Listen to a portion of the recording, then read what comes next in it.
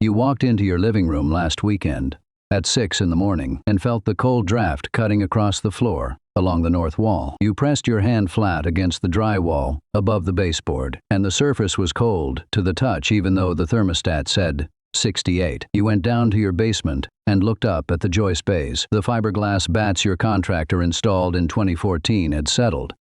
The top half of every cavity was empty. The bottom half had compressed into a thin, gray-pink mat against the floor of the joist. Your gas bill last month was $480. The month before was $520. The energy auditor you hired in November quoted you $6,200 to spray, foam your basement, rim joists, and reblow your attic insulation. Your wife asked you why a 1908 Amish farmhouse. You toured in. October felt warm in every room, on a single small wood stove, and your 2,000-square-foot suburban house with a high-efficiency furnace and 3-zone HVAC could not hold 68 degrees on the north wall. You did not have a good answer. The fiberglass insulation in your basement cost the previous owner $1,100 in 2014. The blown cellulose in your attic has compacted by half its original depth in 12 years. The vapor barrier behind your drywall is starting to delaminate at the seams in 2 rooms, and the cold air keeps coming. Now picture an Amish farmhouse parlor in LaGrange County, Indiana. White plaster walls, a single small lopey wood stove in the corner of the kitchen, burning low at 4 in the morning in mid-January. Outside the window, the temperature reads -11 degrees. Inside the parlor, the temperature reads 68. The next room over, the kitchen, reads 71. The bedroom upstairs reads 66. There is no furnace. There is no boiler. There is no central heat. There is one wood stove on the main floor, fed twice a day with split oak from the woodshed, and the entire 2-story farmhouse holds an interior temperature within 4 degrees of comfortable across every season. The walls behind the plaster are 8 inches thick. They contain no fiberglass. They contain no spray foam. They contain no cellulose. They contain something else entirely, something that has been holding 68 degrees through Indiana winters since 1908 and has never been replaced. The substance in those walls costs about $9 per square foot of wall cavity and materials at any rural farm or wool cooperative, and you can pack it into a wall cavity over a Saturday afternoon with a wooden ramming stick and a small bucket. The same substance has been the standard insulation in American farmhouses, spring houses, and tobacco curing barns since the colonial period, and was the standard insulation in European farmhouses for 2,000 years before that. The 1935 United Street, 8th Department of Agriculture, Bureau of Home Economics, Bulletin, number 248, written by a building research scientist named Margaret Hartwell, laid out the exact protocol. By the end of this video, I am going to tell you the activation step on page 11 that turns ordinary raw sheep's wool into an insulation that holds 68 degrees in a Pennsylvania farmhouse on a single wood stove and stays mold-free for 50 years. It works in exterior walls. It works in attic floor cavities. It works between basement joists. It works in attic knee walls. It works in interior walls for sound dampening. It works in tobacco curing barns and spring houses and root cellars. It works behind every kind of plaster, drywall, or interior wood paneling. You do not need fiberglass. You do not need spray foam.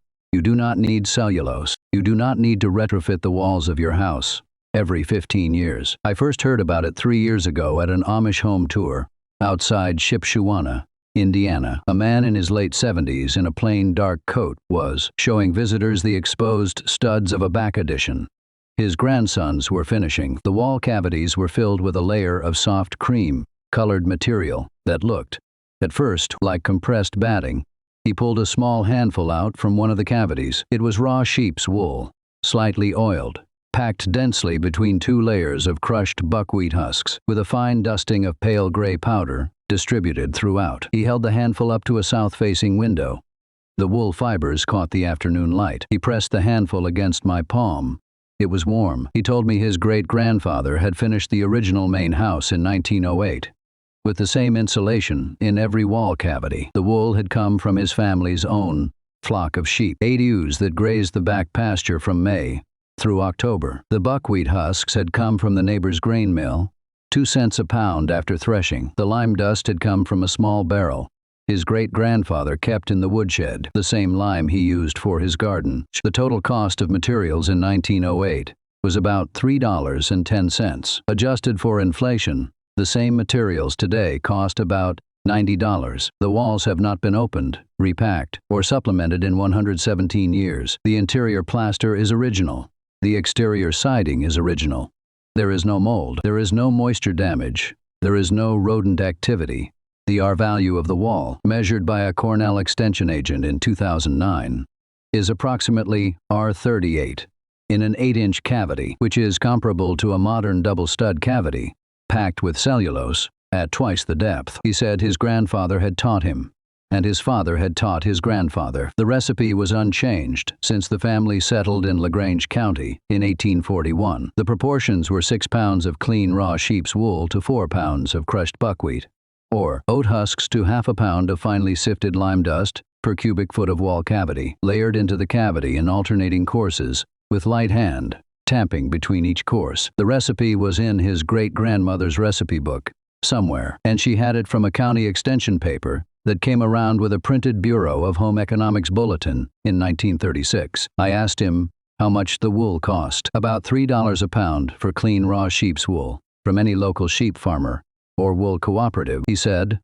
or free if you have a neighbor with a flock who shears once a year. Crushed buckwheat husks are about $2 a pound from any grain mill or heritage grain supplier, or free if you know a buckwheat farmer with a thresher. Lime dust is about $1 a pound from any agricultural supply store. A standard 2x4 wall cavity, 16 inches wide and 8 feet tall, takes roughly 30 pounds of wool, 20 pounds of husks, and 1 pound of lime, which costs about $120 in materials. Refigured by square foot of finished wall, that is about $9 per square foot of insulated wall. I did not believe him at first. I wrote it off as folk insulation. Then I started digging. The substance is a layered composite of 3 traditional materials. Raw sheep's wool, the unwashed and unprocessed fleece sheared from a sheep once a year, contains the natural waxy coating called lanolin that makes the fibers water repellent and lightly antimicrobial. About $3 a pound from any local sheep farmer or wool cooperative. Crushed buckwheat or oat husks, the inedible outer hulls of cereal grains separated from the kernel during threshing, about $2 a pound from any grain mill or heritage grain supplier. Finely sifted lime dust, ordinary agricultural hydrated lime, sold for soil amendment, about $1 a pound at any farm supply store. A standard 16-inch by 8-foot wall cavity takes about $120 in materials. Total cost is about $9 per square foot of insulated wall, but the wool is only half the secret. The other half is what you treat the wool with before packing it into the cavity, and how the layers are arranged inside the wall to prevent settling over the next century. And this is where the modern insulation industry diverges completely from every protocol that worked for 30 centuries. A wool and husk insulation pack does 3 things to a wall cavity that no fiberglass bat or spray foam can match. First, the wool fibers create static air pockets.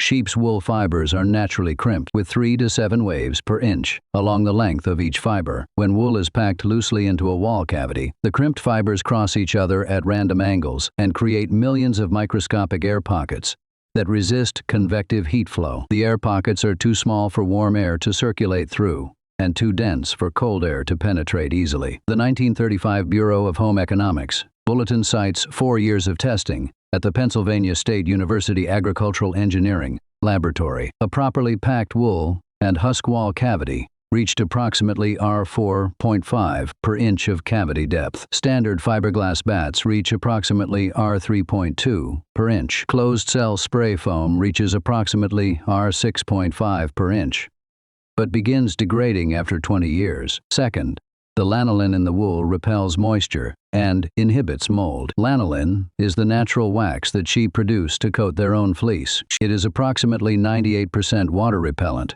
and contains a complex of fatty acid esters that are mildly hostile to fungal growth. A wool-insulated wall cavity that gets damp from a small roof leak or a pipe condensation event will dry out without supporting mold colonies. A fiberglass insulated wall cavity in the same condition will support mold within 72 hours. The lanolin keeps the wool itself dry, even at relative humidity levels above 90%, and it allows the wool to actively absorb and release atmospheric moisture without losing structural integrity. Third, the buckwheat husks lock the wool in place. The single greatest failure of any loose fill insulation is gravitational settling. Loose wool packed alone into a wall cavity will compact by about 30% over 15 years and leave a void in the top portion of the cavity. Crushed buckwheat or oat husks, layered in alternating courses with the wool, fill the gaps between the wool fibers and create a mechanical lattice that prevents settling. The husks themselves are also insulators,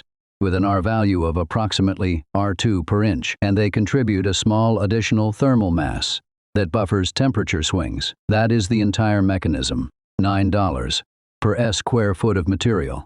A wooden ramming stick, a wall cavity that holds R38 for a century. The Pennsylvania State University Agricultural Engineering study from 1931 through 1935 was the original work. 16 test wall cavities of various dimensions were built using 6 different insulation formulations, and the cavities were monitored for thermal performance, moisture behavior, and settlement across 48 months. The wool husk lime cavity outperformed every alternative tested, including the new fiberglass bat products being developed by Owens Corning at the time, and the loose mineral wool that had been the previous standard. The findings were written up by Margaret Hartwell and published as USDA Bureau of Home Economics, Bulletin number 248. In 1971, a Penn State University building science professor named Walter Reinhardt revisited the protocol with modern testing equipment. His 7-year follow-up study tested wool and husk wall cavities in functioning Amish farmhouses against fiberglass bat cavities in matched comparison farmhouses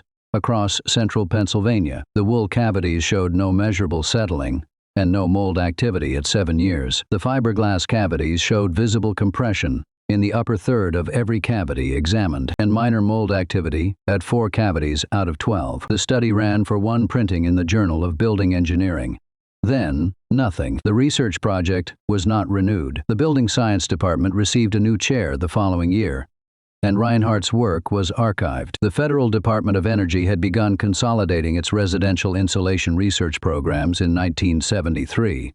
In response to the oil crisis, and within 3 years the priorities of academic building science had shifted entirely towards synthetic insulation products, vapor barriers and tightly sealed building envelopes designed around fiberglass and spray foam systems. In 2008, a Cornell cooperative extension agent and her team examined 26 Amish farmhouses across northern Indiana that had been continuously insulated with wool and husk packing since the 1850s. They opened a small section of wall in each house to inspect the insulation, then resealed the wall. They documented cavities dating from 1858 to 1924 that were dry, structurally sound, free of mold, free of insect activity, and showed no measurable settling. They published the findings under an extension agent named Catherine Mosley in the Journal of Vernacular Architecture. The paper has been cited 14 times in 17 years. Wool insulation is among the oldest documented building techniques in human history. The Mongolians used compressed wool,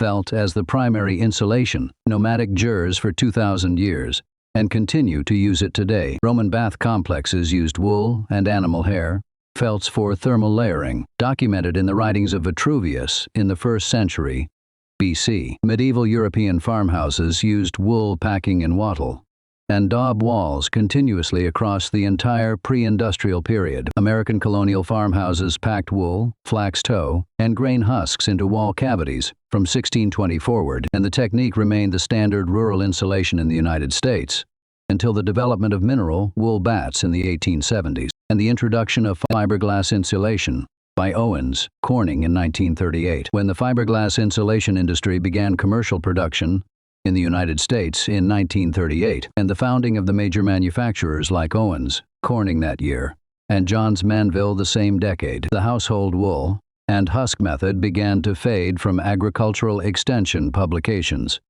By 1948, no county extension office in the United States included wool insulation in its standard farm building protocols. By 1965, the USDA Bureau of Home Economics had been folded into the broader Agricultural Research Service, and the original 1935 bulletin had been removed from circulation.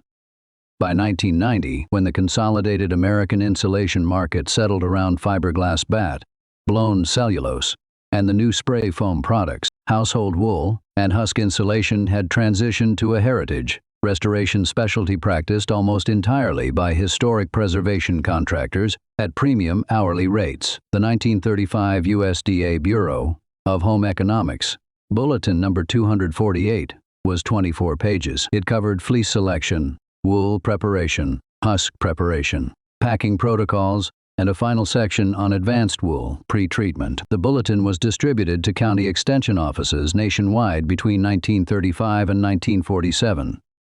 Margaret Hartwell, the building research scientist who wrote it, retired from the Department of Agriculture in 1953, and the document was retired from circulation by 1957. I pulled a copy of Hartwell's 1935 bulletin from the National Agricultural Library archive.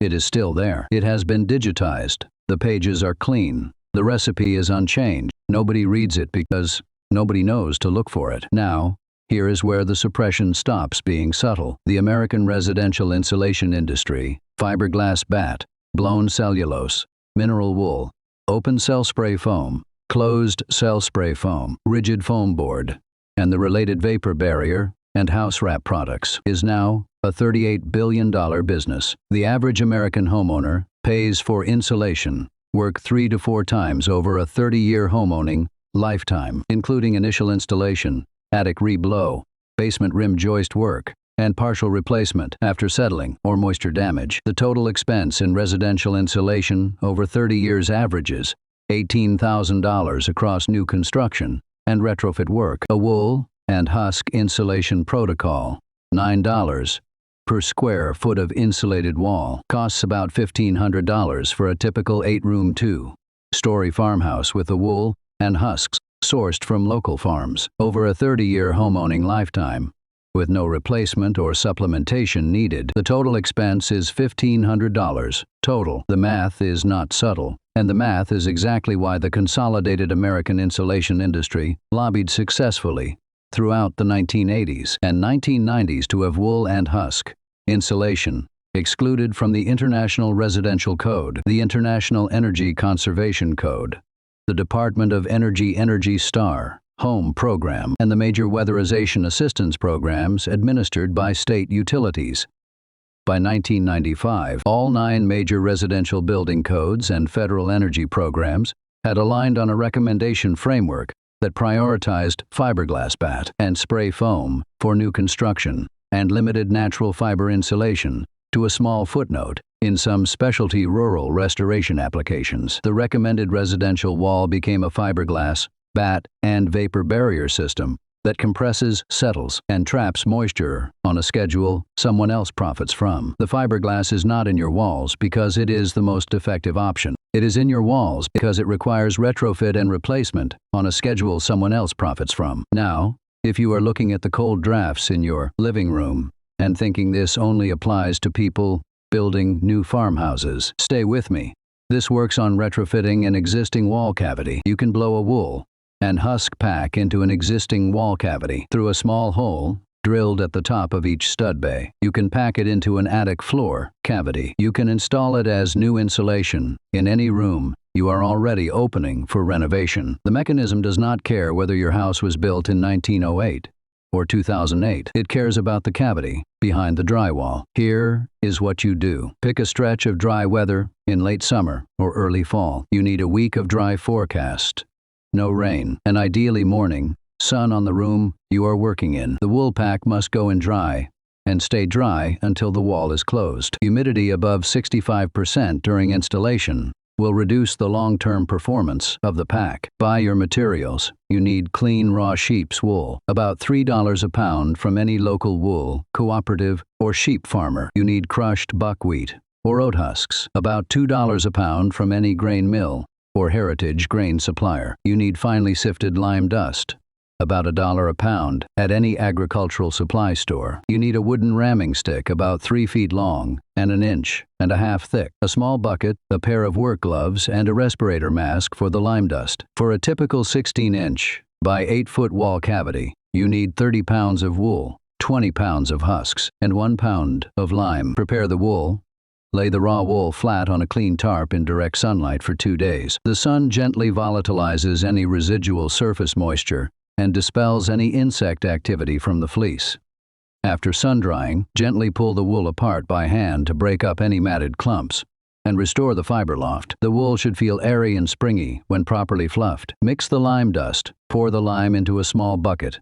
Add the crushed buckwheat husks. Mix gently with a wooden spoon for about a minute until the lime dust is evenly distributed throughout the husks. The husks will appear slightly dusted with pale gray powder. The lime is now bound to the husks rather than floating loose. Pack the cavity. Open the wall cavity to the studs. If you are working in an existing wall, drill a 3-inch access hole at the top of each stud bay. Lay a 4-inch course of fluffed wool into the bottom of the cavity. Sprinkle a thin 2-inch course of the lime dusted husks on top of the wool. Tamp lightly with the wooden ramming stick. Repeat the wool and husk courses, layering and lightly tamping until the cavity is filled to the top. The final course should be wool, not husks. Close the wall. If you are working with new construction, install your interior wall finish, plaster, or drywall directly over the packed cavity. If you are working with an existing wall, plug the access hole with a wooden dowel and patch the surrounding finish. That is it. You are done. Total cost per 16-inch by 8-foot wall cavity using this method, including the one-time ramming stick and bucket purchases, is about $120 in materials. The wool, the husks, and the lime will last for several future cavity packs. I tested this myself in the fall of 2021. In the north wall of my own home office, I bought 8 pounds of clean raw sheep's wool from a local wool cooperative for $24. I bought 5 pounds of crushed buckwheat husks from a grain mill an hour away for $10. I bought a 1-pound bag of finely sifted hydrated lime from a farm supply for 95 cents. I had a wooden ramming stick and a small bucket in my workshop already, and a respirator mask from a previous painting project. I sun-dried the wool for 2 days on a clean tarp on my back deck. In early October 2021, I drilled a 3-inch access hole at the top of each stud bay along the north wall of my home office, then packed in alternating 4-inch courses of fluffed wool and 2-inch courses of lime dusted husks. The wall cavity was about 14 feet of running wall length, and the packing took me a Saturday afternoon. Working alone, I closed the access holes with wooden dowels and patched the surrounding drywall. In December 2025, 4 years later, I checked the north wall again. The temperature differential across the wall, measured with an infrared thermometer, was less than 2 degrees from interior to exterior surface. During a 12-degree morning, before the wool pack, the same wall had read a 16-degree differential. During a similar morning, in 2020, the condensing windows that used to fog up along the north side of the office have not fogged up since the wool was installed. The 2 rooms on the north side of the house that I have not yet treated, still cold, drift along their bottom edges. My total gas usage in the 4 winters since the wool pack has been approximately 24% lower than the 4 previous winters. Total expenditure, $34.95 in materials 4 years ago. Annualized over the 14 feet of wall, about 8 cents per FUT per year for an insulation upgrade that the energy auditor had quoted at $6,200 for the whole house. You might be wondering why. If this is so effective and so cheap, you have not heard of it from a single home improvement blog, building supply chain, or YouTube DIY channel. The answer is simple. There is no patent on raw sheep's wool. There is no recurring revenue. A pack lasts a century. The 4 sectors that profit from household insulation: fiberglass and mineral wool manufacturers, spray foam installers, blown cellulose and weatherization contractors, and HVAC equipment manufacturers, all depend on continuous purchase or continuous heat load demand. A $9 per square foot wall pack that holds 68 degrees on a single wood stove is the opposite of their business model. But I told you at the start of this video that I had something specific. Most people who hear about wool insulation go home and try the simple version: Sunday-dried wool, husks, lime, layered into the cavity. It works. It produces an R38 wall pack with a 100-year service life, just like the 1971 Penn State Street Udi showed. But there is one more refinement. Hartwell's 1935 bulletin specified, on page 11, an additional preparation step: before the wool is sun-dried. Soak the raw fleece for 48 hours in a dilute solution of wood ash potash water. The ratio is 1 part wood ash slurry to 40 parts rainwater. Prepared by stirring 2 cups of clean hardwood ash into 1 gallon of rainwater and letting the mixture rest for 3 days. Then decanting the clear amber liquid off the top. The dilute potash gently opens the cuticular scales on each wool fiber, increasing the fiber's air trap capacity, and dissolves a small amount of the surface lanolin to redistribute it more evenly across the fiber. After the 48-hour soak, the wool is rinsed gently in clean rainwater and sun-dried for 2 days as before. I did not understand why until I called a textile engineer who works on traditional fiber materials at the Cornell University College of Human Ecology. She explained it to me in 90 seconds. Untreated raw wool fibers have natural cuticular scales that lie flat against the fiber surface, which limits the surface area available for air retention.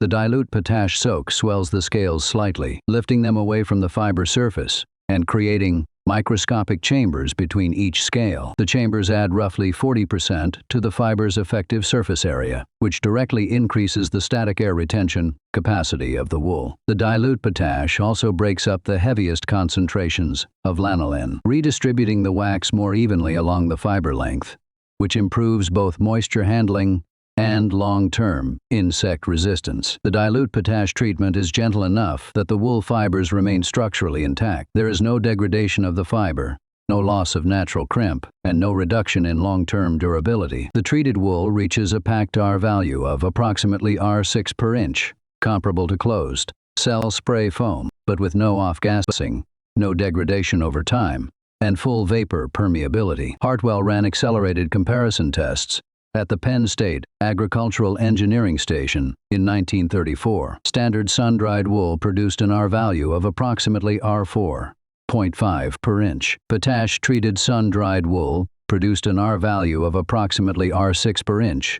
with continued performance for the next several decades. Hartwell extrapolated the kinetics to predict effective service life of 150 years or more on indoor wall cavity packs with no settlement and no mold activity. The Amish families I spoke to in LaGrange County had stopped doing the potash soak in the early 2000s because their backyard wood ash production had been reduced by the spread of natural gas appliances in some of the more progressive communities. By 2018, hardwood ash was reliably available again at any Amish household, burning a primary wood stove, free for the asking. 1 5-gallon bucket of hardwood ash provides enough potash slurry for roughly 12 fleeces, which is enough wool for the wall cavities of a small farmhouse. So, the full finale recipe, the one that combines raw sheep's wool, crushed buckwheat husks, lime dust, and the dilute potash pre-treatment, is this. Stir 2 cups of clean hardwood ash into 1 gallon of rainwater. Let rest 3 days. Decant the clear amber liquid into a wide soaking tub. Add 40 parts of additional rainwater to the decanted liquid. Submerge the raw wool fleece in the dilute potash water. Soak 48 hours. Remove the wool. Rinse gently in clean rainwater. Lay flat on a clean tarp in direct sunlight for 2 days. Fluff the wool by hand to restore loft. Mix 1 pound of finely sifted lime dust into 20 pounds of crushed buckwheat husks. Pack the wall cavity in alternating courses. 4 inches of fluffed wool followed by 2 inches of lime dusted husks, lightly tamping between courses until the cavity is filled to the top with a final course of wool. Total cost per 16-inch by 8-foot wall cavity using this full recipe is about $120 in materials. Expected service life of a finished wall pack, based on Hartwell's 1934 testing and over 2,000 years of farmstead use, is 150 years or more, with no settlement, no mold, and no insect activity. 100 years, 200 years, 1,000 years. Your children will not pay a contractor to spray, foam a basement rim joist. Your grandchildren will not blow new cellulose into a settled attic. Your great-grandchildren will be sleeping in the bedroom upstairs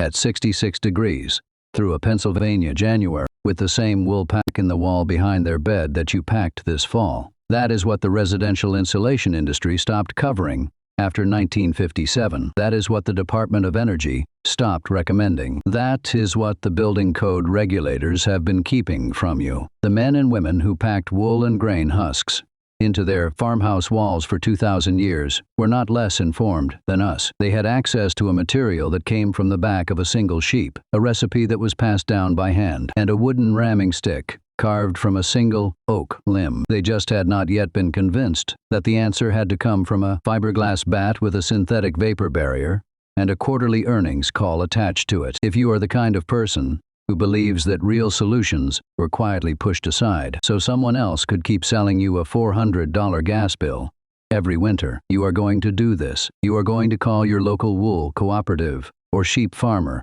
and ask if they have any clean raw fleece available. You are going to drive there. You are going to pick up a small bag for $15 or $20. You are going to stop at a grain mill on the way home and pick up a few pounds of crushed buckwheat husks. You are going to buy a 1-pound bag of hydrated lime at any farm supply store. You are going to find a wooden stick and a bucket in your garage. You are going to pack one wall cavity in your house.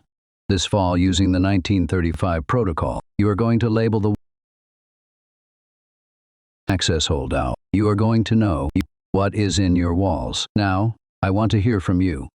Of everything I laid out in this video, the 1935 Hartwell Bulletin, the 1971 Penn State Street, UDI, the 2008 Cornell Extension Examination, the potash pre-treatment activation step, which one surprised you most? Tell me in the comments. I read every single one. If this changed how you look at the walls of your house, subscribe. This channel is for people who are done outsourcing their basic home thermal performance to industries with quarterly earnings calls. It is for people who are ready to recover what was taken from them, one suppressed technique at a time. My next video covers the single cold storage method the Amish used to keep milk and butter at 38 to 42 degrees year round in a hand-built spring house with no electricity, no compressor, no refrigerant, and no replacement parts. The refrigeration industry has spent 80 years pretending this technique is impractical, but I have found the 1929 USDA Farmers Bulletin, number 1642, that proves it outperforms every modern wok in cooler on a per pound of storage cost basis. I will see you there.